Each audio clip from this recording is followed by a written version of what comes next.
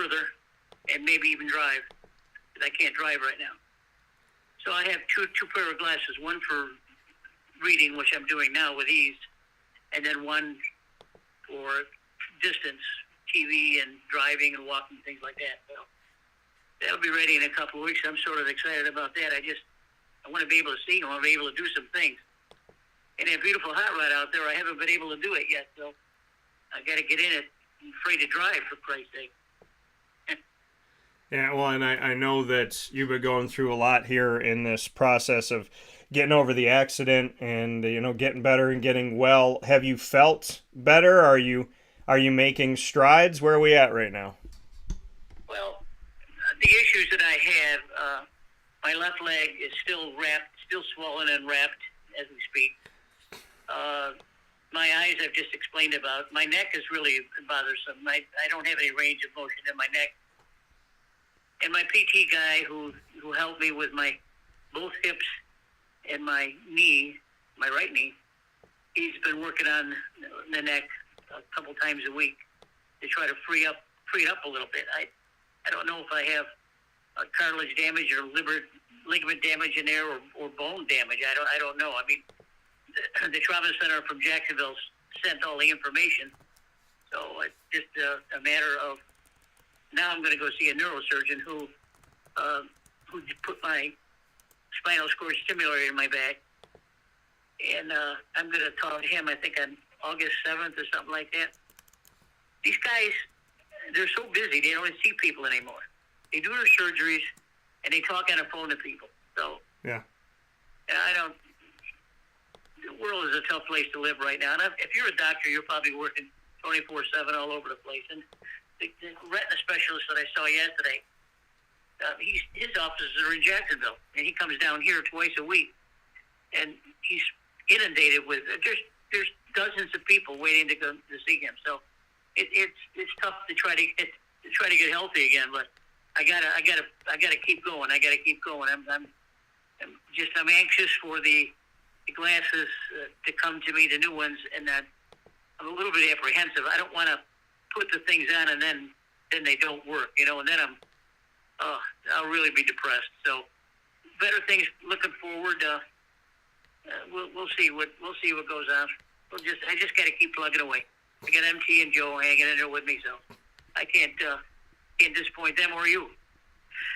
Yeah. Well, I mean, you've always been a fighter, and you've always bounced back from whatever's come your way, and unfortunate stuff has happened, and you've always found a way to get well, to get better, and to keep moving forward. And you've helped us. You've helped all of us to, not just Mary and Joe and I, but people that are listening. You've helped us so much to see that, to see what it's like to keep moving forward and to never make excuses. So you've always been an inspiration for us, and there's something to be said about that. And I definitely, with that, I want to read you a quote. It's one of my favorite quotes, and I read it on the show all the time, but it makes me think of you. It's from Sylvester Stallone in the movie Balboa, when Rocky says to his son, "Let me tell you something you already know. The world ain't all sunshine and rainbows. It's a very mean and nasty place. And I don't care how tough you are. It will beat you to your knees and keep you there permanently if you let it. You, me, or nobody is going to hit as hard as life. But it ain't about how hard you hit. It's about how hard you can get hit and keep moving forward. How much you can take and keep moving forward. That's how winning is done. Now, if you know what you're worth, then go out and get what you're worth, but you got to be willing to take the hits and not pointing fingers saying you ain't where you want to be because of him or her or anybody. Cowards do that, and that ain't you. You're better than that." So when you need that, PJ, you take that, because you've always been able to take those hits and keep moving forward. Boy, you got that right. Ooh. Yeah. So I got a checkered history to be kind to myself. Yeah, no, you definitely have seen a lot, but, we'll continue to move forward together and have great things together, great memories coming up. I mean, I miss you both, and I got to talk to MT a bit ago here when we were off the air on our fast break, and, hearing her voice and then obviously talking with you and with Joey, and I'm getting, I'm like, I haven't been down to Florida in a few weeks. It's hard to believe I was there the beginning of June, and so it's only been a little over a month. But to me, it's important that I'm down in my second home. I do a lot of work there for Wake Up Call and do Diz with Dan and all those things. So my hope is to get back down there soon, because I get that itch. And I was telling people recently, I hope your ears were ringing. I said, I was like, if I'm not down there for a month or 2 months, I'll start getting messages, saying, Dan, when you coming down? We miss you. We were asking about you. Are you going to be coming anytime soon? So it makes you feel good when you're appreciated and you're valued. And I'm, I got to do some traveling to Dallas and Charlotte coming up here, but I've definitely trying to figure out a way to get down to Florida for a few days, because I miss you all very much. Okay, we miss you too, Ann. I know. You want to see all those Hooter girls. That's what you want to do. so, oh, my goodness. PJ's always getting me in trouble. But there's a lot to be said about what we got to talk about today. So inside of Wake Up Call with Dan Tortora, Papa Joe here with us every single Thursday from 10 a.m. to 11 a.m. Eastern Time. I always appreciate having PJ on the broadcast. We got a lot of stuff to get into. We're going to start with the futures game. So what do you think about it, PJ? The fact that we can see a Major League Baseball game during the All-Star break that is featuring prospects, featuring the future, featuring guys that are trying to come up in the farm system. What does a game like that mean to you, that we get to see so much of this young talent trying, they're on a national stage. They're there with, it's like they're essentially having their All-Star game during All-Star weekend as prospects. What does that mean to you, and how much value does it have to you that we get to see these players that we could be seeing very soon in the majors? It's okay. I didn't get to watch it too much. I really wasn't that interested in it, but the more I thought about it, I think that when I go through especially the Major League Baseball draft, and I'm looking at the kids that were drafted, they're not drafting high school as much as they used to. I guess they learned a big lesson. If you draft an 18-year-old arm, chances are by the time he's 21, he's shot already. So, you look at the college players that have come up and are doing well in the major leagues because of their minor league systems. I caught a couple of guys. I thought, I look at pitchers. I don't look at batters. All these kids can hit. They can't hit a curveball too well, but all these kids can hit. I looked at a couple of pitchers I saw. I thought were interested. A kid named Abel. He won the game. I guess he pitched 1 inning or 2 innings or something like that. But he threw 23 pitches and 12 for strikes, and I think gave up 1 hit. He looked like he had some good stuff. I like to watch the older pitchers come through for themselves, like the College World Series. How great was that? Of course, I was disappointed my Gators didn't get there, but they sure knocked the hell out of LSU the second game, but they lost the third game. Anyway, there's another kid, Misianowski. I think can't pronounce that too well. He threw 18 pitches and threw 14 for strikes, and looked like he had some really good stuff.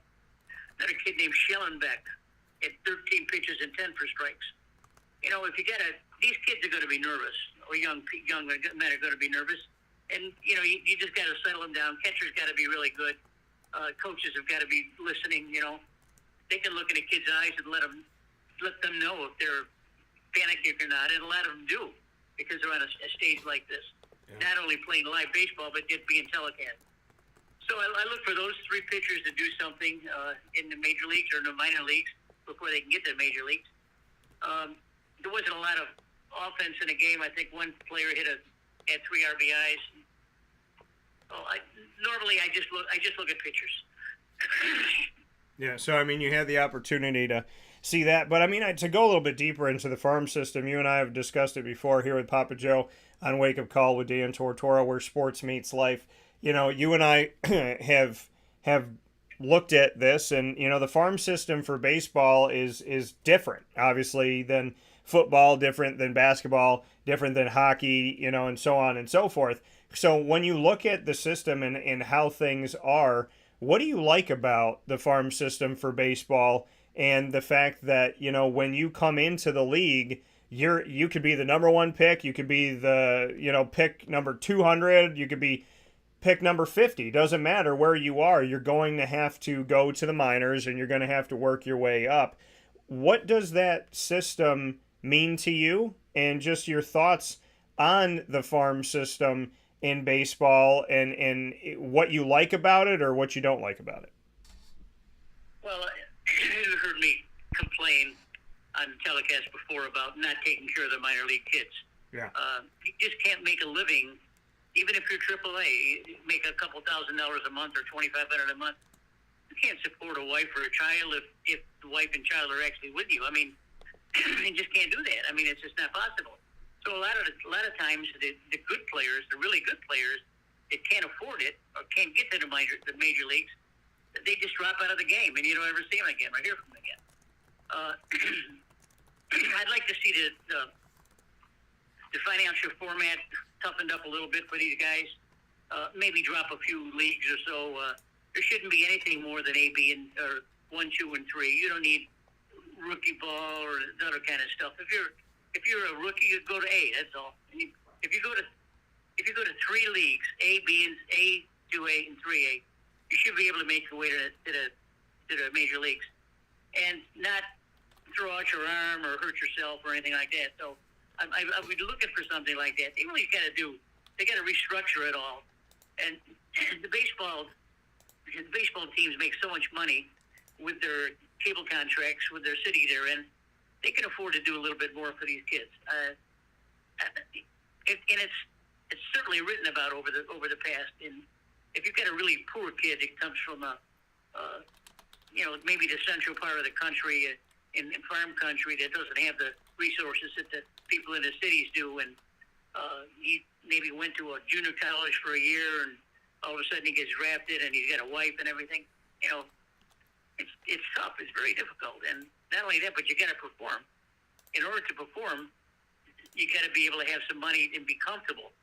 You don't have to worry about if the wife is feeding the baby, or is the wife had gas in her car to go to the doctor or anything like that. You shouldn't have to worry about that. I'd like to see them really strengthen the minor league. And, of course, you've heard me this before. I want to see Americans play baseball in the major leagues. And I'm going to bitch about it, and people are going to say I'm controversial, but it doesn't matter. Everyone's got an opinion. I'm looking at the All-Star game, and the 4 guys were mentioned: Perez, Diaz, Perez, and Arias. Those aren't Americans. Sure, they're good players. I want to see Americans play baseball. I want to see Americans play the All-Star baseball, and I want to see Americans in the Major League Baseball. If this is a good place to start, go ahead. But you don't ever hear the teams that sign these kids at 16 years old from Dominican or Veracruz or anywhere like that. You don't hear anything about them in the minor leagues. Occasionally, it may be in AAA, but our kids got to work our way up, and those kids that come in from overseas, they're given a huge advantage. I mean, if you've got a 16-year-old kid that's 6'2" and 190 pounds, and he's a switch hitter, hell, you're going to try to sign him. Hell, yes, you're going to try to sign him. But, that doesn't give our kids a shot. I'm going to rant.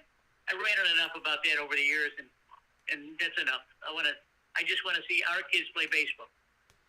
Well, obviously it's a place for the world to come, right? It's an opportunity for people all over the world to come and play. And, I think America has, been a beacon of hope.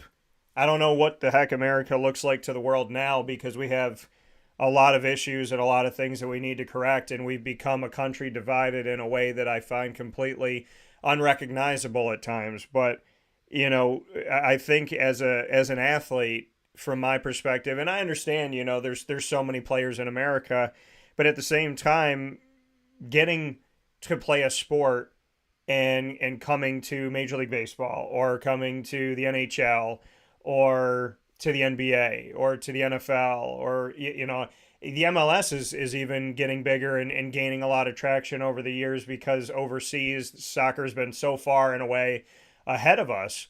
But I think America's a beacon of hope, and to play in the leagues is a beacon of hope. I mean, if you're in the Dominican Republic and you're playing in their highest form of baseball, most people have no idea who you are or what you're playing in. But if you play in Major League Baseball, then they do know you. And to a lot of these people, it's an opportunity to get out of really bad countries, really bad places. Venezuela's gone through some turmoil over recent history. If you're a baseball player in Venezuela, you want to get out of Venezuela.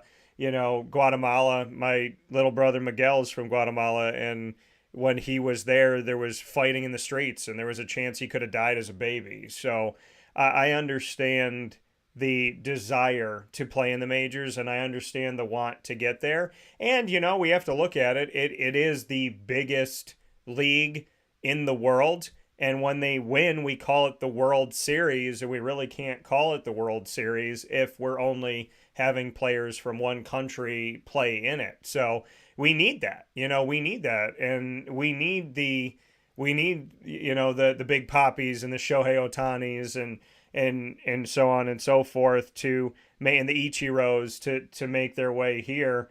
And I mean, like I said, it's the biggest league in the world, so we need it. I understand your point in the sense of when I look at the NBA, there's only 60 spots in the draft. The first 30 are paid, the next 30 are not guaranteed anything. So there's 60 spots, and you got Division 1, 2, and 3 athletes. You have JUCO athletes, you have overseas players, you have guys in the G League, you have guys in leagues that they took to play in, like Overtime Elite, which is an opportunity you could take in an avenue instead of going to college like the Twins took that got drafted. So, it's so hard to make the NBA that I feel like they should expand rosters and have an international draft, and to not include the international players in the regular NBA draft because there's only 60 spots. But in Major League Baseball, there's so many rounds, and you can deepen your roster and you can deepen your bullpen that, I think it advances the game. I think it helps the game. I think we'd be without some of the greatest players in history if we didn't look to parts outside of the country. So I know that, your argument is there's so many great players here, let them play. And at the same time, if you were playing in Puerto Rico right now, PJ, or you were playing in Haiti, if you could get out and get to the majors and make some money and leave that country or leave that situation, I'm sure you would see it from a different viewpoint if you were playing in an African nation and you could come to America and play for the St. Louis Cardinals. I think you'd see it in a different light. Probably, maybe. All you got to do is look at the World Series, the College World Series. Well, I look at all 8 teams, and I'm familiar with most of them because most of them were SEC teams. And you don't think that the kids from Florida or LSU can play in the major leagues?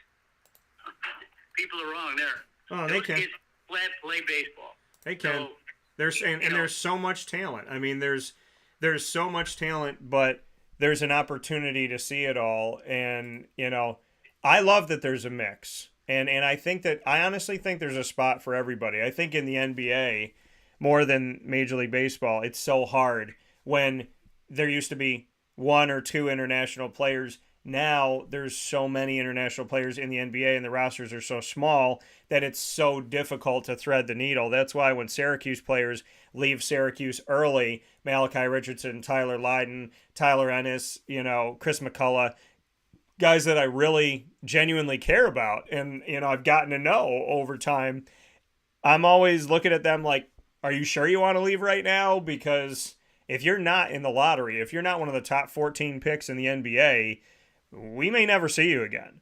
And even if you are, we still may never see you again because there was a time where James Harden was the 3rd overall pick and I went to see him at Summer League and he couldn't even dribble the basketball. So, there's a lot to be, and there's guys the 2nd overall pick that year disappeared. So, I think when America stops being the place that everybody wants to go to, that's, maybe, I mean, I hope that D-Day never comes. But, I at the same time, I have to respectfully disagree that I think there's enough room for everybody. And a lot of the Florida guys got drafted, and a lot of the LSU guys got drafted. And PJ, I'll tell you this: when we look back at the Major League Baseball draft this year, there's a lot of talent and there's a lot of SEC, and we're going to see exactly what these guys will do. What do you think about the draft being, now that they've moved it to be within the All-Star week? What do you think that does? The fact that we have not just an All-Star game, but we have the Futures game where we're seeing talent that's coming up in the minors, and then we get to see the draft of the talent that's going to be coming into the minors. So we get to see all of this young talent leading up to the All-Star game. Do you like the fact that the draft is now right there with the All-Star game? I think that's good, especially right after the World Series, the College World Series. And if you watch the World Series, the teams that were in it, most of the games, there's some outstanding talent in there. That's all I'm saying. I'm saying that our kids should be able to play baseball in our country. And I don't want to dispute the fact that the kids from around the world want to play baseball. That's fine too, but there's too much of it. We don't give our kids enough of a chance. You don't think those kids LSU and Florida can play pro ball? Hell yes, they can play. Now, if they're going to get drafted, now they got to come up through. Now they got to start working again. Yeah. They worked from going high school into college. They had to work to play. Now they got to start all over again. They got to start at the bottom probably and work their way up and hopefully get to the major leagues. I would venture to say that more than half of the kids that we saw drafted at the NBA or the MLB, we won't see them again. We won't hear from them again, unless you're a really super pitcher or something like that. But a lot of the kids are a little bit older too. As I stated earlier, I don't like to see kids out of high school being drafted. I think you ought to go to school, play baseball for a couple of years. 21, 22. These are men. These aren't kids, and they can take care of themselves and they can play baseball. So all I want to do is I want to see them play. I want to see our team, our kids play baseball in our country. Well, and we're going to have the opportunity to see those that played in the World Series. The number 1 overall pick in the 2023 MLB draft, Paul Skeens, a pitcher coming from LSU, going to the Pittsburgh Pirates. Number 2 overall to the Washington Nationals, who continue to build talent over the years. They've had Strasburg, they've had Harper. Now they have Dylan Cruz, the outfielder from LSU. And then, we look at the 4th overall pick, Wyatt Langford from your Go Gators, outfielder there. So in the top 4 picks, 3 out of 4 are college, and 3 out of 4 that are from college came from the SEC, from LSU and Florida. What do you think about that? I mean, seeing the number 1, the number 2, and the number 4 overall picks being the guys that you're talking about, LSU and Florida, getting an opportunity. The Rangers taking Wyatt Langford, the outfielder, at 4th overall out of Florida, out of Gainesville. And then 7th, we see the Cincinnati Reds take Rhett Lauder, pitcher out of Wake Forest, who almost made it to the final round. And then we have Chase Dolander, a pitcher out of Tennessee, who goes number 9 to the Rockies. So there's a bunch of guys here in the SEC, PJ in the top 10. And there's a Wake Forest guy here, a lot of pitchers taken early. So, I mean, we're going to have the chance to see Skeens and Cruz and Langford and so on and so forth get their opportunities potentially very soon. Yeah, true. The SEC has an advantage over the rest of the country when it comes to baseball because we're a warm weather climate, and these kids play baseball 12 months a year anyway. So the teams up north, the colleges up north, they probably got to go inside somewhere and get some hitting. They don't take any field unless it's really mild up north. It's difficult for these kids to get going. That's why when I'm watching Flagler, our local team here, Flagler, play baseball, their season opens February 2nd. And let's face it, how many northern teams are even going to be ready to play by February 2nd instead of coming down here? So, those I watch it, of course, and most of the games are overmatched because the Flagler kids have been playing for so long, and the northern kids just can't get can't get acclimated to playing in cold, and I don't blame them there. So I like it. I like the minor league system the way I propose it. I don't think we need 9 or 10 different divisions. I think 1A, 2A, 3A is just fine. If you don't have to draft a million kids either. Just a couple of years ago, I said that Mike Trout needed help with Los Angeles, and they really needed pitchers. They drafted 15 rounds, so they had 15 picks. All of them were pitchers. Now, I don't know what's happened to them. I don't know what they're doing, if they're out of baseball, if they're coming through the system. But Mike Trout is not. This year, the Angels are doing a lot better than recent years. But I'm still waiting for those pitchers to come over and take charge for the team and give Trout something he can sink his teeth into, and that's maybe a post-league game. He wants to be able to play the game when it counts in a playoff time. So I enjoy baseball so much. I just love it, and I want everyone to have a chance, but I want our kids to have the first chance.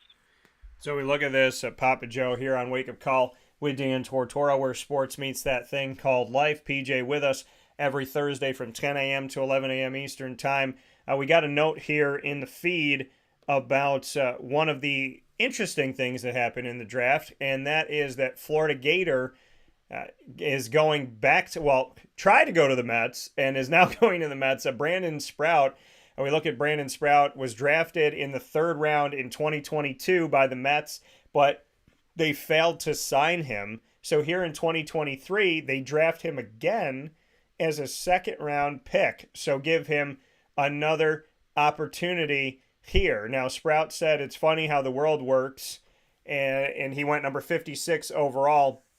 He said, I was in that same position last year and couldn't work out a deal, but I went back, bet on myself, and it works out for the better. End quote. So this is 2nd time, hopefully, is the charm. Florida Gators are orange and blue. The Mets are orange and blue. They draft Brandon Sprout, and they just couldn't work out a deal with him. And now there's a hope that they'll have the opportunity of working out a deal with him now. The right-handed pitcher that they're trying to bring in for a 2nd time around. So this will be very interesting. They didn't complete a deal last year when they drafted him 90th overall in the 2022 MLB draft. They did not say exactly why it didn't work out, but rather than accept less than what he believed he was worth, arguably, he returned to Florida, became a 2nd-team All-SEC selection, struck out 134 batters in 106 1/3 innings, fanned another 28 batters over 4 postseason starts, including 14 in 2 outings at the College World Series, and obviously the Gators were runner-up to the Tigers of LSU. So Mets special assistant to the general manager, Steve Martone, said, quote, obviously he's an extremely talented pitcher. We were impressed with him last year. He got even better this year. He showed improvement. He bet on himself. It worked out for him. And we're really excited for the future with him, end quote. So to get him to be drafted twice in a row, to have 2 consecutive times that they picked him, the Mets had to get his consent, which he gave. So he said, quote, at this point, I'm ready to go. I got my degree. I'm done with college baseball. There's really nothing left for me, so I'm ready to move on, and blessed that the Mets were able to take me again. It's always been my dream to throw baseballs, end quote. So what are your thoughts on this, PJ? It's a unique situation. The right-handed pitcher, Brandon Sprout, he gets drafted by the Mets in 2022 in the 3rd round, 90th overall. They can't work anything out. He returns to the Florida Gators. He goes to the World Series, and the Mets draft him again after getting his consent. They draft him 2023, 56 overall, so they move him up from 3rd round to 2nd round, and now he's going to be a Met. So what are your thoughts on this very unique situation of drafting a guy twice, and now the Mets got Brandon Sprout to move forward? Well, the Mets were persistent, that's for sure. They knew what they wanted. They know who they wanted, and they're scouting. They were probably scouting the SEC, other teams, and fell upon him 3 years ago and said, we like this guy, so let's just try to pursue him, and they did. I like what he said. I like what he said because it's important to me that our players play in our country get a degree like this man just got a degree. Now he's going to take off in the second part of his life. That's wonderful. That's a feel-good story for anyone. Football, the players really don't go back and get their degrees. I would say most of them probably don't. Maybe I'm wrong about that. Probably maybe half, if they ever do. Basketball, forget about it. They don't get degrees or anything. School of hard knocks. But this kid's a good story. I'm glad to hear it, and I wish him luck.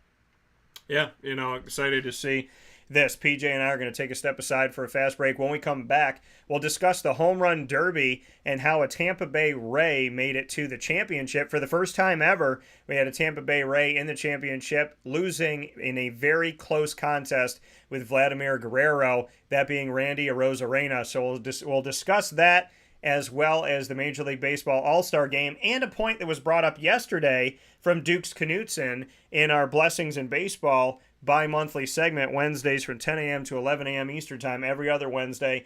Dukes and I were speaking about miking up players and making this entertainment side to baseball, and if there should be interviews during a game or during a process and whatnot. We're going to get PJ's thoughts on it, on what his takes are, right after this on Wake Up Call with Dan Tortora, where sports meets life, as well as a note on the Jaguars, as they emailed me yesterday and let us know when training camp will officially begin.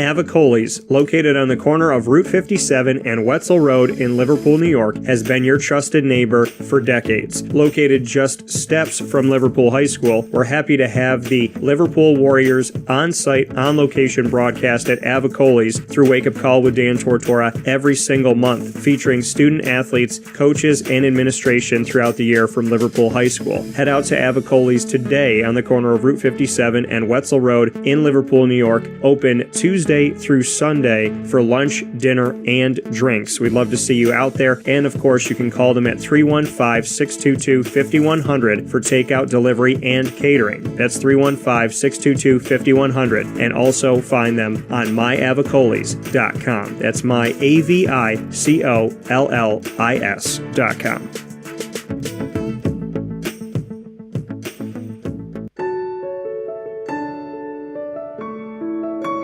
Having peace of mind when you're out of town that your furry-loving friend is safe and sound means taking them to Canine Campground, because we all know that when it comes to the love of our pets, it goes well beyond the call of duty to make sure they're safe and sound. Right, Lily? So take a ride to 242 Johnson Street in East Syracuse, New York, and see Canine Campground and where your dog will be staying, in the classic cabin, the executive cabin, the grand cabin, or of course the luxury cabin, because if you know Lily, you know she loves luxury. Now you don't have to wait to the last minute to find a family member or a friend that'll take your dog for a few days. Call Canine Campground at 315-299-4013. That's 315-299-4013. Their drop-off and pickup times are Monday through Sunday. Check K9campground.com for more information. That's the letter K, the number 9, and campground spelled with a K.com. K9campground.com. When you're going out of town, bring your dog to Canine Campground.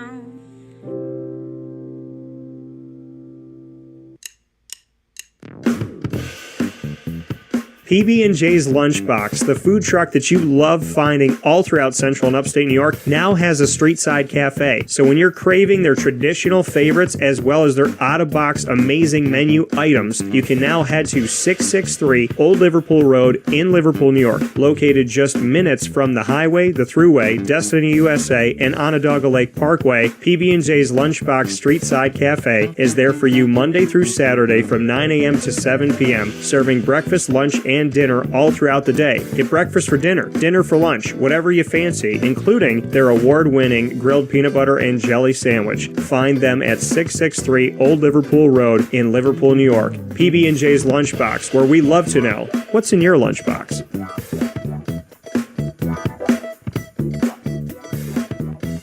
This is a special message from 317 at Montgomery restaurant owner Joel Carpenter. Open Tuesday through Saturday for your dining pleasure on 317 Montgomery Street in Syracuse, New York. We wanted to be a part of the resurgence of Syracuse. We saw a lot of money being put into bringing people back downtown and thought that, we'd like to be a part of that. I love putting together a good dish where people see it first, they fall in love with it, and then it tastes just as good as it looks. We want to provide the best food in Syracuse that we possibly can, and we want you to leave here talking to your family, your friends about what you had to eat first and foremost, but also our service, and to walk out feeling like you're part of our family. I work out in the front of the house a lot, and I love walking to every single table, asking them how everything is, and people looking at me and smiling and saying, this is the most amazing short rib I've ever had. This is the most amazing filet I've ever had. And Donna is great. Sarah's amazing. Thank you for coming over and talking to us. And them just being truly happy for the experience that they've gotten. 317 at Montgomery Restaurant, part of the fabric of downtown Syracuse, located on 317 Montgomery Street in Syracuse, New York. Open Tuesday through Saturday for a unique and memorable dining experience.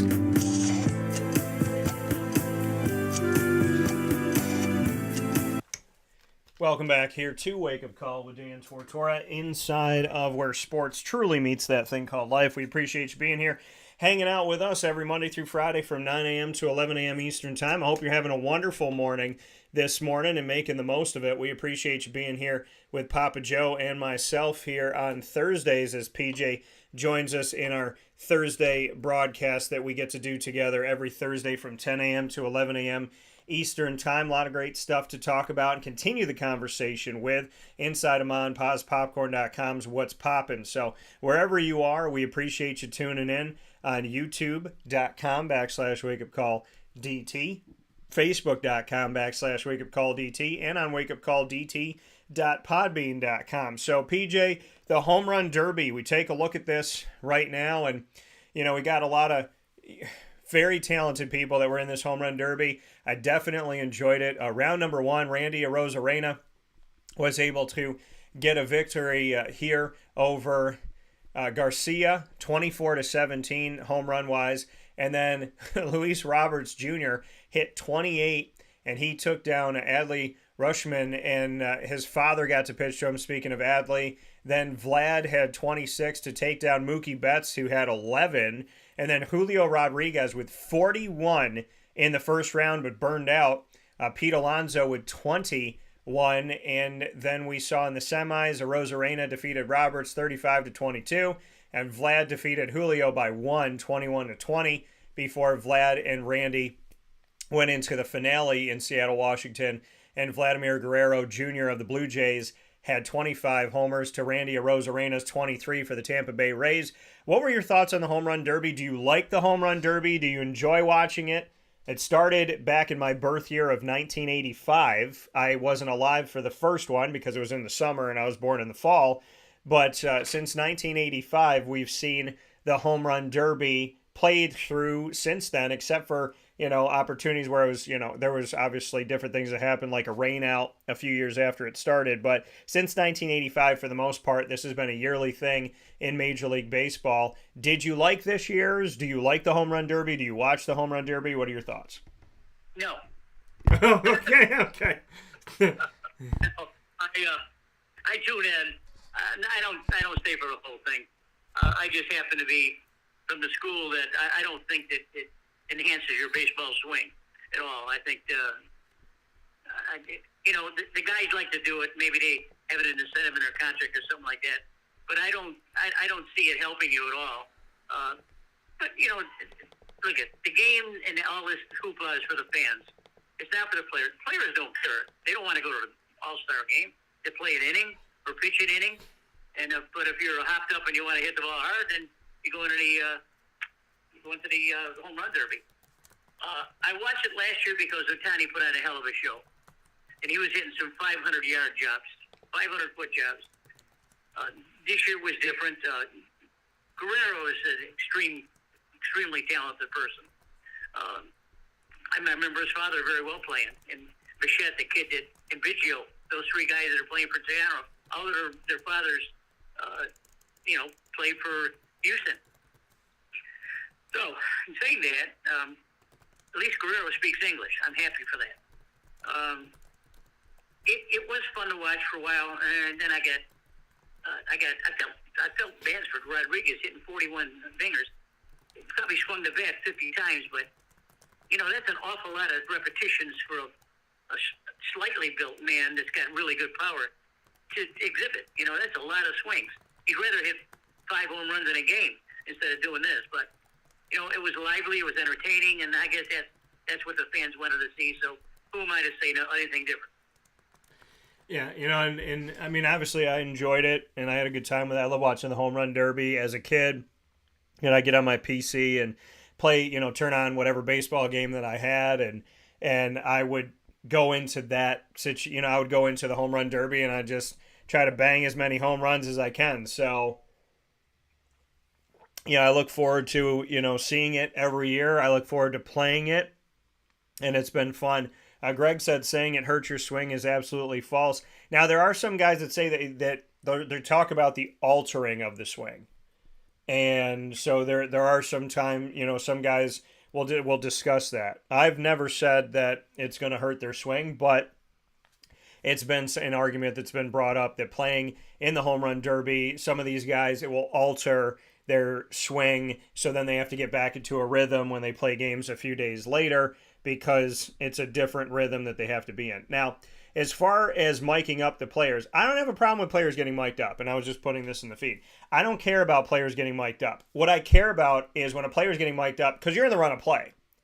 You're in the run of play, and when you're mic'd up any sport, you're going to swear, potentially. And so that's what I look at. I mean, I remember one time for a coach, CBS was doing a game. Tom Coughlin was coaching the Jaguars, and there was a mic close enough to Tom Coughlin. I don't think he was mic'd up. I just think there was a mic there, and he screamed the F word, and it was live, and the arena was silent.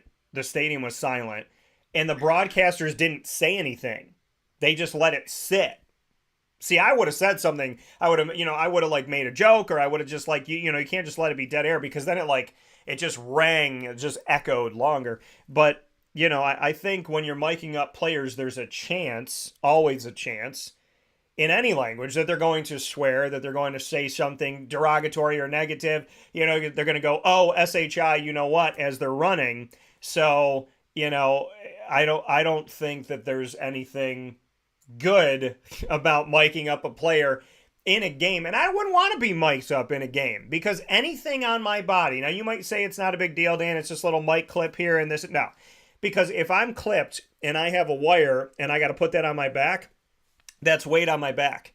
It could affect me in how I run. It could affect how I feel. It could affect my comfortability, and it's putting more weight on my body when I'm trying to chase a ball down.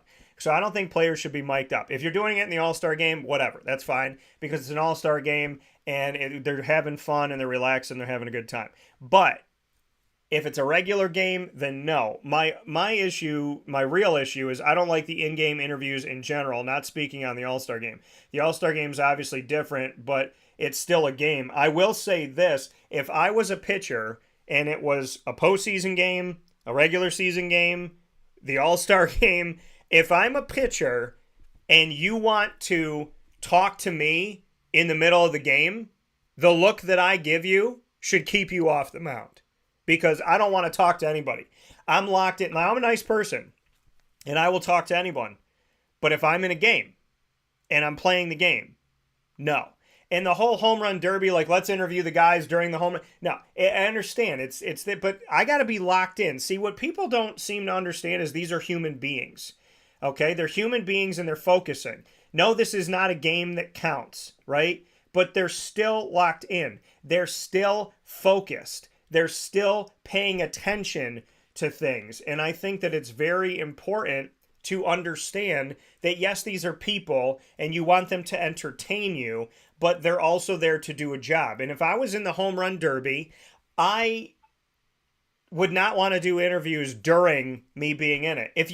If I go and I do my set and I do my first round and I finish, and you want to talk to me when somebody else is up there doing the home run derby, that's fine. But don't talk to me during, don't talk to me in the middle, don't talk to me when I take a break, don't talk to me when I'm in the run of doing my home run piece. If you want to talk to me before, if you want to talk to me after, if you want to talk to me where there's a break in the action and we have a 15-minute cool down period, that's fine. It's the interviews, and I'm saying this as a broadcaster, it's the in-game interviews, and Greg's saying they happen. It's not about whether or not they happen, it's whether or not they should happen. They shouldn't happen. Because, PJ, you know this. If you're a coach and it's the middle of a game, baseball, football, basketball, soccer, whatever. If you're a coach and it's the middle of the game, do you want to do an interview with the media in the middle of the game? Do you want to talk to the media when you're supposed to get to the locker room? Do you want to step away in the NCAA tournament from your timeout to talk to a reporter when you're trying to figure out how to win the game? What are your thoughts on in-game interviews during the run of play? Well, it's not necessary. It's just not necessary. They're not. If you want to hear, quote unquote, hear what a manager or a baseball player is saying, I got the Major League Baseball channel, and I have all the games, and they don't pull any punches. They have the camera on the coaches or players when there's something wrong, and every other word is a cuss word. So I mean, all you got to do is read it.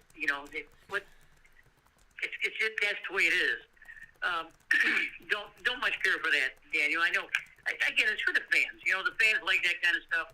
I don't know, but I don't think you ever get a surly Max Scherzer to answer during the game. I don't think that would happen. But to get back to the home run derby, there's something to be said about the swing. And when you're in a situation like that, you have your pitching coach or whoever is with you to throw to you, and of course it's not going to be very fast. And you have occasion to upper swing. You're going to uppercut these balls just to get them out of the park. Now, when you're locked back in, shall we say, you're on a level swing. You're chopping down the tree. You're not chopping down the tree when you're hitting a home run in an all-star game because you're uppercutting it. So these guys that were in the Derby, except maybe for Guerrero and Alonso, the rest of these guys probably aren't going to hit as many home runs as these guys do. Alfonso's got a good swing. It's a level swing, and when coaches coach you, whether it's Little League, Senior League, American Legion, high school, whatever, they always tell you to hit the ball hard. You're not going to hit the ball hard by uppercutting it. So you lever your swing out, and now these guys have got to go back, and Greg is right about that. They got to go back, and they got to refund them. They just got to redo their swing to where they're in ball game mode, not uppercutting it for home runs. Yeah, I mean, you look at this, and we're talking about a lot of different things here, but, for the fan, I understand that the fan wants to get as much as they can, but you have to respect the coach and the player. I think that, fans sometimes forget that these are coaches and players. Where it's like dance for me, animal. You know what I mean? And it's kind of how it feels sometimes. Like you're at the zoo and you want to see the penguin waddle. And, when you're a coach and you're a player and you're playing the game, pre-game, yeah, this is what we want to do. This is what we're hoping to do. Post-game, this is what we did right. This is what we didn't do right. This is what happened. In-game, leave me alone. And if you listen to the coaches and you listen to the student athletes and the professional players, nobody gives you anything. They say, we got to score more points. We got to do better. We got to have more energy. I didn't like this play. We could get better here. They're not going to sit there and tell you, number one, it's on the loudspeaker. There's no way in hell that Bill Belichick is going to say on a public loudspeaker for, Pete Carroll to hear, oh yeah, you know what? Well, our guys keep trying to keep trying to stop them in the middle, but their left guard's pulling this way and our guy keeps going to that side. So we're really not learning that, the left guard's moving us and it's leaving the hole open. And if he keeps doing that, then they're going to keep getting 20 yards every time they carry that. Nobody's going to say that because, it's especially not at halftime. And, and I see it in the Dome all the time with Dino. With Dino in the Dome, when we see that, Dino is typically, he looks like he's just totally unamused by it, and he doesn't say anything, and I don't say that he should say something, but he doesn't say anything. I understand there's a lot of conversations going on, so let's break it down here on Wake Up Call. In the home run derby, you're swinging different. In the home run derby, the pitches are different. In the home run derby, it's not a normal game because in the home run derby, they want you to hit as many home runs as you can. So we're going to talk about that in a second. It is different. I'm not saying that guys' swings are being... I'm not saying that guys... Basically, some guys might say, hey, it messed up my swing. Hey, it got me out of my rhythm. Some people might say that. I'm not saying that because I'm not up there batting, but I'm just making that point because that point was made to me. Second thing, in the All-Star game itself, yes, it's different. Yes, you mic people up. But if you're a pitcher, if I'm Josiah Gray and I'm pitching and I only have one inning to pitch, do not mic me up. I don't want to be mic'd up. Again, people forget when you are mic'd up, it is an extra thing on your body. It feels different. Some guys are, OCD. If you change anything about their uniform, including putting a mic on it, they might feel completely different, completely off and not themselves. They might be thinking about, and if a guy's up there pitching going, oh crap, what am I going to say? Oh, what if I say something? They need to be focused on pitching.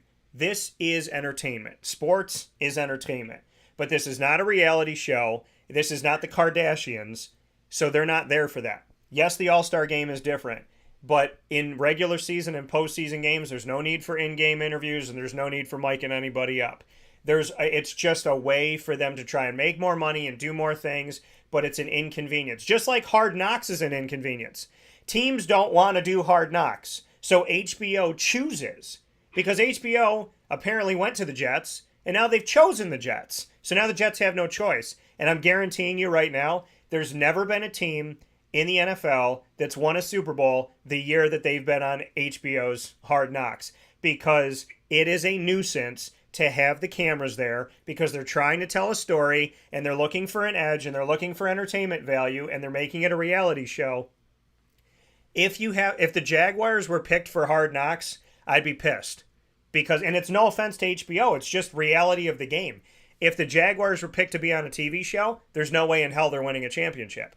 Because whether or not people want to admit it, cameras change you, mic'd up stuff changes you, and extra work that they have beyond what they're normally accustomed to doing takes their focus off of football. It's entertainment value for the viewer, but it's not good for the team to be put in those unique situations like HBO's Hard Knocks, which is why they don't have years in advance, here are the next 4 years of teams, because they've asked teams before and teams have said no. And why do teams say no? Because they don't want that extra coverage. They don't want that nuisance. They don't want people in the building bothering them because they're focusing on trying to win a championship. So all I'm saying in any of these things that we're talking about, be it the NFL, Hard Knocks, so on and so forth, is, and right, the Jets put themselves in a position to have no choice because they're a Broadway show, Greg, and I've called them that for like a decade now. But PJ, I think you can agree with this.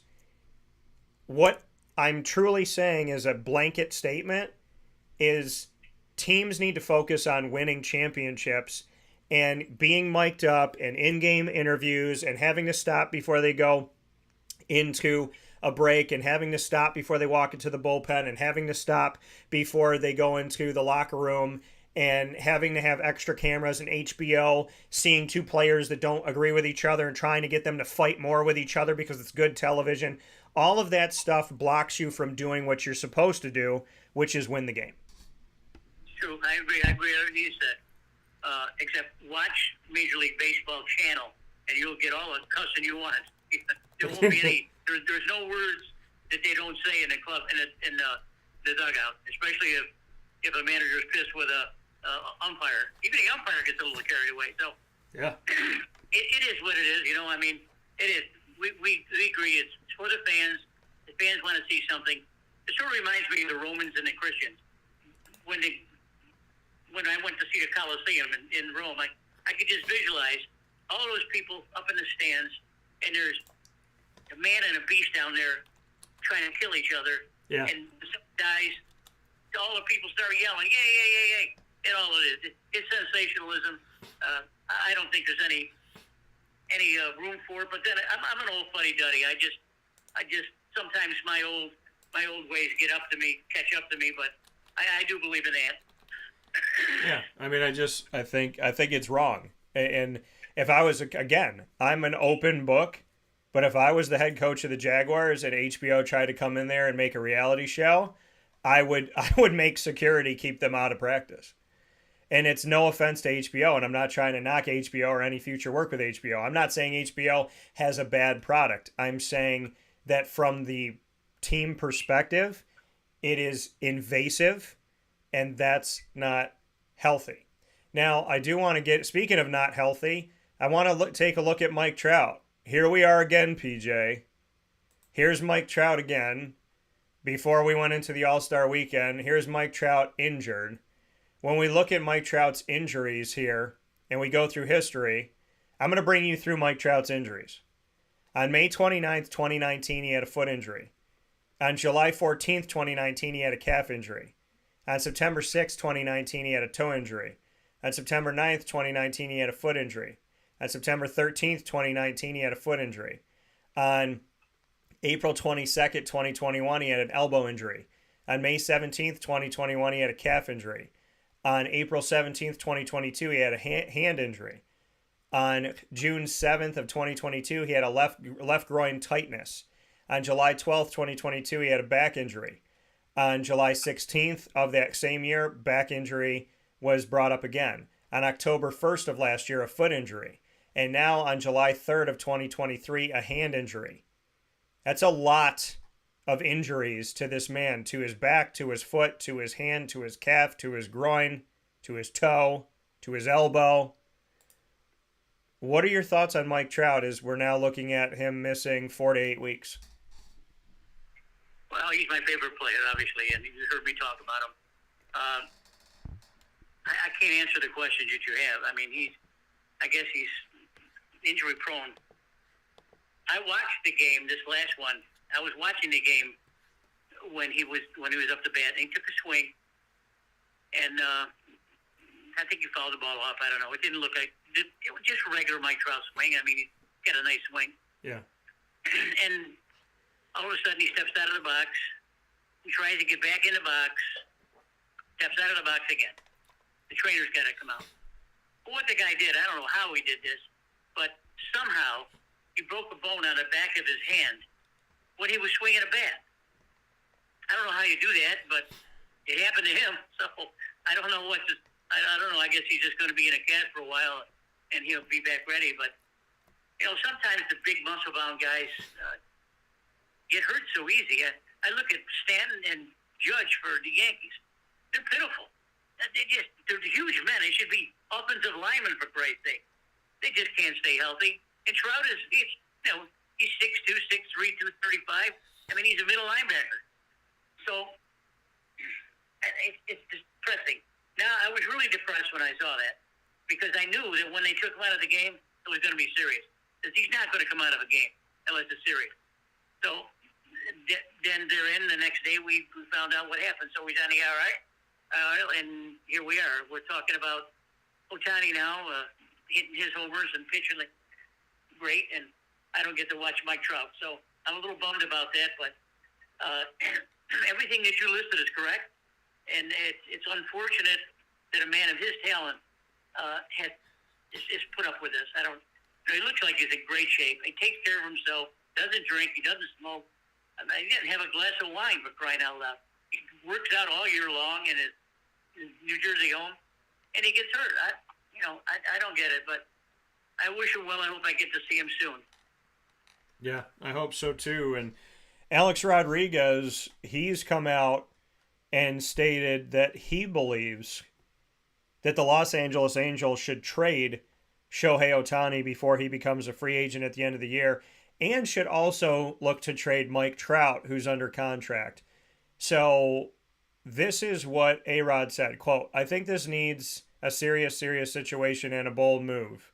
I think the Angels win a World Series championship in 5 years if they do this. First, you trade Ohtani, then you trade Trout, and then you try to get 5 or 6 players, load up with first rounders, and the next thing you have to do is bring in a guy like Theo Epstein, give him ownership, and let him run the shop," end quote.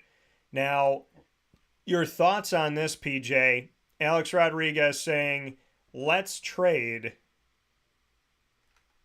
Shohei Ohtani before he becomes a free agent. So that's leaving us with the impression that the Angels aren't going to sign him to an extension. So Shohei Ohtani, before becoming a free agent, he's saying trade Shohei, get a ton of stuff for him, because you can trade him during the season right now. Now, they're not out of the playoff hunt by any stretch of the imagination here in the second half of the 2023 Major League Baseball season.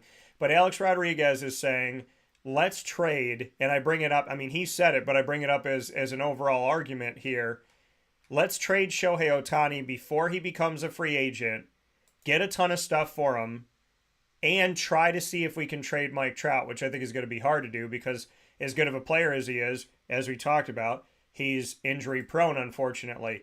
What are your thoughts on what the Angels should do with Ohtani and what the Angels should do with Mike Trout? Well, first of all, Alex Rodriguez is a big egotist.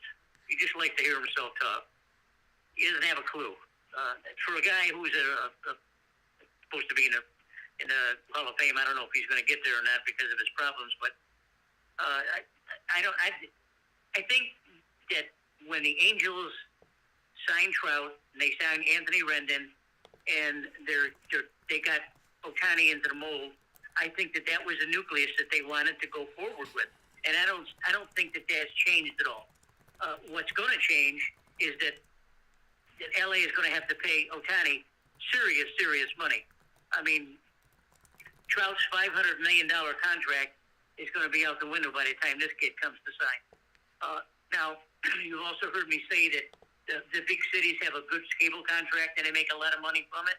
Well, Los Angeles certainly has a really good one, but how do you afford Ohtani at $50 million a year, Trout at $35 or $36 million a year, Rendon at $28 million a year? How do you afford all those guys on one roster if you don't have a good contract with a cable company? I'm not so sure about that one. I think that Alex is really wrong with that. I don't know. I don't know. The value that Ohtani would bring is just astronomical. You could probably, like back in the days when Herschel Walker was a running back, they trade a whole team for Herschel Walker. And that would be the same thing here now or 30 years later. You could trade a whole team, 9 guys, for Ohtani. It's possible, but I don't think that's probable. I think that's just wishful thinking. I just think it's just baseball talk, and A-Rod, I think it's just stirring the nest up a little bit. Well, and the thing is I mean, I would trade Ohtani. If I'm the Angels and he really doesn't want to come back and he's hell-bent on being a free agent, I would trade Ohtani. And I would do it because, for what I just wrote in the feed here, if he doesn't want to be an Angel, then I'm not going to get anything. And people are going to even forget. If he goes somewhere else and he continues to be amazing, they're going to forget that he was even with my franchise because he's not with me anymore. I mean, if you're the Los Angeles Angels, you could literally go from having the best player in baseball to having nothing. A giant goose egg, a gap, a hole. You have Shohei Ohtani because you drafted him and you brought him in, and congratulations, and he's been with you young in his career. But if they don't trade Ohtani, they will gain nothing. If he becomes a free agent at the end of this season, they gain nothing. You go from having the best player in baseball to having nothing. It's like you go from having $1 million to having your bank account liquidated and there's nothing there. I mean, to me, you have to do something. If you're the Angels, you got to think about yourselves. Ohtani's got to think about himself, but the Angels have to think about their franchise. If they let him be a free agent, they're going to get absolutely nothing for him. They're going to get nothing if they let him leave, PJ. Think about that. The Los Angeles Angels go from having the best player in baseball, arguably, to having nothing. A giant crater in their roster. And to me, if they can't go to the playoffs with him, they're not going to go anywhere without him. But I would think if you're the Angels, you're doing everything in your power to trade. And what one of the other 29 Major League Baseball franchises, if they said, hey, we're looking at trading Ohtani, I feel like every one of those teams out there would make the phone call. I would hope they would all make the phone call. And I understand that the Dodgers and the Padres and the Mets and the Yankees have proven that they have the money to spend. The Orioles don't spend a lot. The Rays don't spend a lot. The Diamondbacks, 21 out of 30 as far as their payroll this year. So, I mean, maybe the Rangers, they made a move on DeGrom. That didn't work out. So there's a lot of suitors out there. If I'm the Angels right now, I mean, if I'm never going to have him again, you got to look at, do I want to keep him for the next couple months and just be in awe that he's wearing an Angels jersey and playing for me, and then never have him again? Or do I want to trade him, end our marriage early, but then get, like you said, an entire team in return for him? Well, I think a couple of years ago, the owner of the Angels came out and said that he's going to build a roster that will be able to get to the playoffs, and Ohtani certainly would be part of that. Now, when I said that, at the time, the Angels had just drafted, you heard me say this before, in the Major League draft, 15 pitchers, no position players, 15 pitchers. So 2 years ago, they knew what they needed. Now, I don't know if things haven't worked out, I guess. I'm still waiting for the pitchers to come up. Maybe there's a couple that are already on the roster. I don't know. I forgot them all. I forgot the names of all of them. But he's saying, I got three fabulous baseball players in Ohtani, Trout, and Rendon. Yeah. And got 15 pitchers. Maybe 3 or 4 of them could get me over the hump. That's what I'm thinking he said back then. And that's what I was thinking he was thinking. So I don't think that now let's put it this way. If I think the trade deadline's over with, I'm not so sure about that, but they could trade him at the end of the year. If the Angels don't make the playoffs, and it's 50-50 right now. They were 2 games behind. Now they're 7 games behind. That was 2 weeks ago when I did my chart, and they're going downhill. And Ohtani's hitting 302, 32 homers, and 71 RBIs. He's got a 3.32 ERA with a 7-4 record. I mean, he is the Angels right now. Now, the Angels, if perhaps at the end of the year they could trade him, and the owner saying, well, a couple years ago I gave it a shot. I understand I got to change. So I have a guy that's really, really important. So let's see what happens. Maybe he trades him before the end of the year. I don't know. It's a real can of worms. I'm disappointed because the Angels, because of Trout, and I watched Trout religiously for the last 10 years. Ever since I've got Major League Baseball, I watch them all the time now. But, having these guys, having 3 quality players on the offensive side of the ball, and also having a defensive, one of those guys on a defense pitching, it's remarkable. I'm really disappointed that they aren't doing better than they are. And it's certainly not Ohtani's fault. Yeah. I don't know if he would want to leave the Angels. I think he's happy there. I think he's in an area of the country where there's a lot of Koreans and Thai people over there that speak his language. So I think he's happy there. So I don't know about that one, Daniel. Well, we're looking at it right now. The trade deadline is August 1st. So we shall see if something happens between now and then. Derek Jeter allegedly wants the Yankees to pursue Juan Soto. And so, we're looking at that right now with Aaron Judge out. So there's a lot of different things that could happen before August 1st. I'm excited to see what will happen. And also before August 1st, to switch to football here for a second, the Jacksonville Jaguars are now putting themselves into training camp like the rest of the NFL. They will officially start their training camp practice on Wednesday, July 26th. And so they will be running their practices here from July 26th to August 26th, which is, well, we're looking at practices to games. That's going to be their preseason Week 3 game against the Dolphins. So it's funny. Here we're looking at a month, July 26th to August 26th, as they get set for their season. August 26th, my grandfather's birthday and my buddy James's birthday, so Papa Cavino's birthday here. The Jaguars will officially take the field for training camp in just a little bit here. So as of yesterday, we're less than 2 weeks away from the Jaguars opening training camp. What are your thoughts, PJ, as we get set for training camp? Well, I know for 2 or 3 weeks we wanted to do the 53-man roster for the Jaguars, the proposed one. And of course, we both want to have thoughts on that. There's very little coming out of the team, not a lot, just fluff news.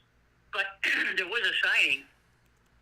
Doug Peterson signed his son, Josh Peterson, who's a tight end.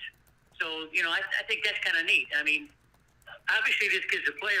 His father wouldn't have signed him. But I think the Jaguars, according to my schedule, my picks, my roster, they're going to have three tight ends on the team. I don't know if Josh is going to fit in there. That's not. I hope he's good, but we'll see what happens with that. But I'm looking forward to the camp. Pretty soon there'll be a lot of news coming out, and of course I'm on top of that news a lot. Even you'll be traveling. I should put you up to date with everything. But I think we're both apprehensive this year about the Jaguars and their season. We want to get off to a good start. We want to start at 4-2 or 5-1 or something like that. We don't want to be 1-3 or 2-5 or anything like that. Yeah, we got to be able to get off to a good start. And Lawrence has got to get into a good rhythm. He's got to find Ridley a lot. He's got to find Ridley. So let's wait to see what happens. Yeah, I mean the Jacksonville Jaguars here going to be starting training camp, like I said, in less than 2 weeks, and in the preseason they'll be at the Cowboys, at the Lions, and then home against the Miami Dolphins in the preseason. And they will have, we've gone over their schedule before, they'll start on the road at the Colts. Their first home game of the season that counts will be on September 17th, which is my first dog's, Mortimer and Cinnamon, their birthday. September 17th against the Kansas City Chiefs. They'll have Pat Mahomes. They played him twice last year, once in the regular season, once in the postseason, in their last postseason game that they lost and did not move forward. They played them both in Kansas City, Missouri. They'll play Kansas City at home in Jacksonville this year, and then we'll see them at home against the Texans before they head to back-to-back games in the United Kingdom, a home game against the Falcons, a road game against the Bills, Falcons at Wembley, the Bills at Tottenham Hotspur Stadium, and then they'll be back home again before they go on the road for a couple. This is going to be an incredible season as far as what we're going to be seeing in Jacksonville, PJ. Just to look at it, Pat Mahomes in Jacksonville, maybe C.J. Stroud with Houston, if not Davis Mills. Then we're going to see maybe Anthony Richardson in Week 6. Go Gators. So we might see Anthony Richardson. We might see Gardner Minshew when the Colts come to town. And then we have San Francisco. Could be Brock Purdy. Could be Trey Lance. I think they should go Brock Purdy. And then we're going to see in Tennessee, who knows who the heck we're going to see in Tennessee with their quarterback situation. We're going to see Joe Burrow on Monday Night Football coming to the Jaguars. We're going to see on Sunday Night Football Lamar Jackson. We're going to see number 1 pick Bryce Young coming to Jacksonville in Week 17. So, PJ, they got a nice schedule ahead of themselves, and the Jaguars got some really good home games coming up as well. Oh, I love it. I'll be tuned in, that's for sure. And coming from Papa Joe here on Wake Up Call with Dan Tortora, where sports meets life. PJ, we will break down that 53-man roster. You and I will look at things as we come up here. Potentially this Thursday, we'll give our roster breakdown of the Jacksonville Jaguars and who we think is going to be where and what our thoughts are on the depth chart. So we'll look to do that this coming Thursday. And in the meantime, we will be obviously paying close attention to the sports world. And as always, I pray and hope that you feel better, and for you and MT and Joey to stay cool down there in the hot summer of Florida. And I look forward to talking with you soon. I send you all my love. Okay, bud. See you later. All right, take care. That coming from Papa Joe here on Wake Up Call with Dan Tortora, where sports meets life. We'll take a step aside here for a fast break. When we spin back around on Wake Up Call with Dan Tortora, or we may not have to take a fast break. I think we actually took all of our breaks today. So I do want to let you know this, since we took our breaks, I want to get into, speaking of breaks, this. GG Cards and Breaks. Like, comment, subscribe. GG Cards and Breaks, folks. Definitely a fantastic place to go to. I was there yesterday, and I suggest that you find your way to GG Cards and Breaks today and any day of the week. They're open Monday through Saturday from 10 a.m. to 6 p.m. and on Sunday from 10 a.m. to 5 p.m. GG Cards and Breaks on 639 Delmar Place in Syracuse, New York, right off of Teal Ave. We have filmed our first episode of a new segment coming to Wake Up Call with Dan Tortora called Same Hobby, New Memories, and that'll be coming up to you very, very soon, which I'm ecstatic to showcase that for you coming up here on Wake Up Call with Dan Tortora. They have singles as well as packs. They have boxes, and of course they have blasters and so on and so forth. They have their trade nights and so many great things that go on. GG Cards and Breaks is the place that I have been looking for over 2 decades, to be in my community, to make me feel like a kid again, and to be around people that truly love this hobby as much as I do. So with GG Cards and Breaks, it's so much more than a sports card shop, and it is really an experience with wonderful people that really care about it. And speaking of an experience, I'm announcing this for the first time ever. This is the whole point of you being live on the show. You see this shiny box here that I have? The Bowman 2023, one of the newest things that has come in. This is a blaster box, 6 packs, 12 cards per pack, 72 cards coming in, and we could be looking at some really, really cool things here. The Bowman 2023 box has the Bowman first, so this is your first opportunity to get the prospects, get their autographs. You see the Diamondbacks, awesome jersey on here, and you see Drew Jones. I'm hoping that I'll pull a Drew Jones autograph, something cool from Drew Jones. Definitely looking forward to that. But this is my Bowman 2023. I am going to open this. I'm going to do my box break this Monday, July 17th, when DT and Murphy goes live with Brendan Murphy, because we always talk about our cards. So my GG Cards and Breaks exclusive box break of this Bowman 2023 box that I bought at GG Cards and Breaks yesterday. This is going to be opened on air live this Monday, July 17th. So make sure you pay attention to that between 9 a.m. and 10 a.m. Eastern time. Definitely look forward to sharing that with you. And I look forward to sharing so many things with GG Cards and Breaks with you by going out to 639 Delmar Place in Syracuse, right off of Teal Ave. And make sure you do that any day of the week, and many thanks to everyone who's already done that. We appreciate you so very much for going out there and enjoying GG Cards and Breaks. So definitely go out there and enjoy them today. And want to give a special note here to the wonderful opportunity that we have to be with you every Monday through Friday from 9 a.m. to 11 a.m. Eastern time with youtube.com/wakeupcalldt, facebook.com/wakeupcalldt, and on wakeupcalldt.podbean.com. And of course, once the shows go live, they jump to the archive, Amazon Music, Audible, iHeartRadio, iTunes, and Apple Podcasts, as well as joining us on MixLR, Spotify, Stitcher, TuneIn, YouTube, Player FM, Podbean, Podvine, by searching Wake Up Call with Dan Tortora, or one word, Wake Up Call DT. So please make sure that you do that. And of course, a big time thanks to all of our incredible partners: Carvel DeWitt, the Wildcat Sports Pub, 317 at Montgomery Street, Chick-fil-A Watertown, and Chick-fil-A Clay, Chick-fil-A Cicero as well. Want to give a special thanks to PB&J's Lunchbox. Definitely want to do that, and want to give a special thanks to Great Lakes Honda City, Canine Camp Dog Daycare, Canine Campground Dog Boarding, PB&J's Lunchbox, Mother's Cupboard, Pizza Man, GG Cards and Brakes, Avicoli's, and of course, we are proud to be the exclusive multimedia marketing partner of your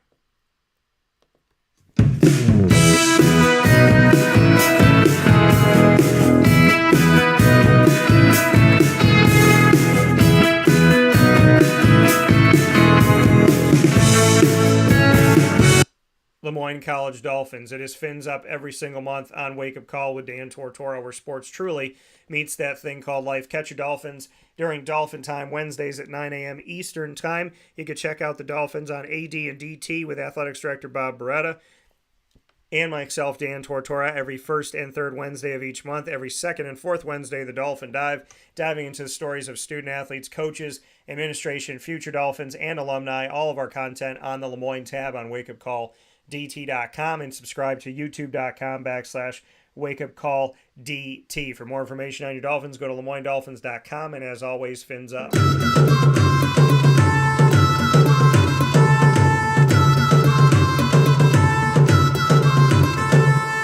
The Bryan and Stratton College Bobcats of Syracuse are exclusive multimedia marketing partners with Wake Up Call with Dan Tortora. Check out your Bobcats every single month on Wake Up Call with new and innovative ways of connecting you to the sports world and to Bryan and Stratton College of Syracuse, which is located on James Street in Syracuse, New York. We have some really cool things coming up as I challenge the coaches, the head coaches of numerous teams at Bryan and Stratton College of Syracuse. I challenge the coaches to a game of Jenga as well as gestures. You're going to see both of those videos coming up here very soon on Wake Up Call with Dan Tortora, where sports meets life. For all of our content and unique ways of connecting with the Bobcats, you will see them on the BSC Syracuse tab on wakeupcalldt.com by subscribing to youtube.com/wakeupcalldt. And of course, you can get more information on your Bobcats by going to syracuse.bscbobcats.com. Go Bobcats, and thank you for all you do in our community.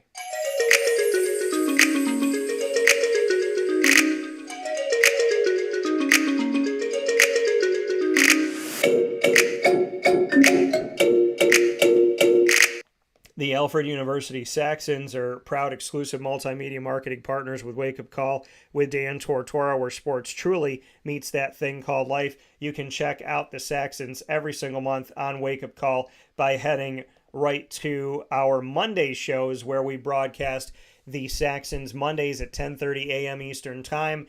Every other Monday, the Presidential Perspective with President Mark Zupan of Alfred University. Every second and fourth Monday at 10:30 a.m. Eastern Time, the Saxon Spotlight with student athletes, administration, coaches, and more. You can check out all of our Alfred University content by going to the Alfred U tab on wakeupcalldt.com, subscribing to youtube.com/wakeupcalldt as well. Check out all of our Saxon Spotlight specials that we've had. We got two great things that we've aired with President Mark Zupan, as well as the leader of the athletic department, who is the Associate VP for Student Experience, Athletics, and Recreation, Deb Stewart. You can check those videos out, as well as my official announcement video. They've done extremely well on all of our social media, and they're available on youtube.com/wakeupcalldt as well. Go to GoSaxons.com for more information, and as they say it, Go Saxons.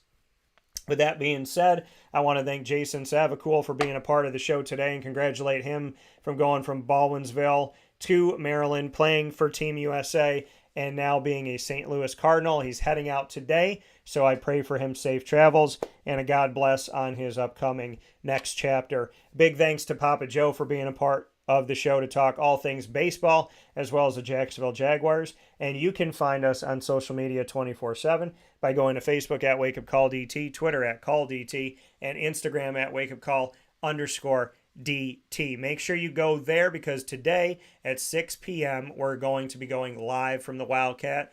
Come out and see us. Get some drinks. Drink responsibly, as always, if you're going to have yourself a special beverage. But come out to the Wildcat tonight, July 13th, 6 p.m. As for the first time ever, we welcome on stage the West Genesee Pop Warner football and cheer squads to the broadcast. Very excited to have Greg Collins and the crew joining me tonight on set at the Wildcat, a special wake-up call engagement show with the West Genesee Wildcats as we celebrate West Genesee's Pop Warner football and cheer squads at 6 p.m. tonight, live on Facebook.com/wakeupcalldt, wakeupcalldt.podbean.com, and on YouTube.com/wakeupcalldt.